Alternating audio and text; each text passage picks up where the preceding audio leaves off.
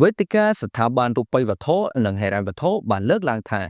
មាសខ្លាចជាទ្រព្យសម្បត្តិដែលមានសុវត្ថិភាពដែលមានតម្រូវការខ្ពស់បំផុតពីសំណាក់ធនាគារកណ្ដាលជំវិញពិភពលោកសូមស្វាគមន៍មកកាន់ព័ត៌មានហិរញ្ញវត្ថុរបស់ Alpha Insight ថ្ងៃទី25ខែមិថុនាឆ្នាំ2025ទោះបីជាកាលពីម្សិលមិញនេះតម្លៃមាសបានធ្លាក់ចុះ$83ក្នុង1ដំឡឹងក៏ដោយប៉ុន្តែវិភាគនៅតែមានសតិធិនិយមទាំងខ្លាំងចំពោះមាសថានៅតែអាចមានការកើនឡើងបន្ថែមទៀតនាពេលខាងមុខយោងតាមការស្ទង់មតិដែលចេញផ្សាយដោយវេទិកាស្ថាប័នរូបិយវត្ថុនិងហិរញ្ញវត្ថុជាផ្លូវការរបស់ OMFIF បានផ្ដោតទៅលើធនាគារកណ្ដាលនិងគោលនយោបាយសេដ្ឋកិច្ចនិងការវិភាគជាសាធារណៈបានលើកឡើងថា 32% នៃធនាគារកណ្ដាលជុំវិញពិភពលោកក្រុមនឹងបង្កើនទុនបំរុងមាសរបស់ពួកគេបន្ថែមទៀតក្នុងរយៈពេល12ទៅ24ខែខាងមុខនេះដែលជាការនាំចូលច្រើនបំផុតក្នុងរយៈពេល5ឆ្នាំចុងក្រោយខាងការនាំចូលមាសចំនួន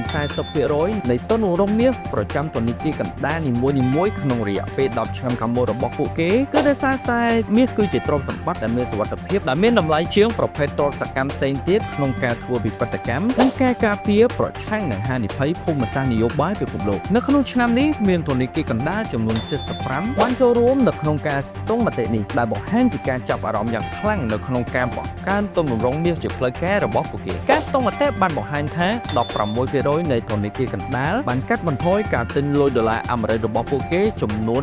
11% នៅឆ្នាំ2024ដោយក្រឡេកទៅមើលទ្រព្យសម្បត្តិដែលមានសុវត្ថិភាពដូចជាមាសវិញភាគច្រើននៃធនាគារកណ្ដាលនិង Public Fund បានរំពឹងទុកថាទោះបីជាមានរឿងអ្វីកើតឡើងក៏ដោយក៏មាននៅតែស្ថិតនៅលើកម្រិតតម្រូវតម្លៃ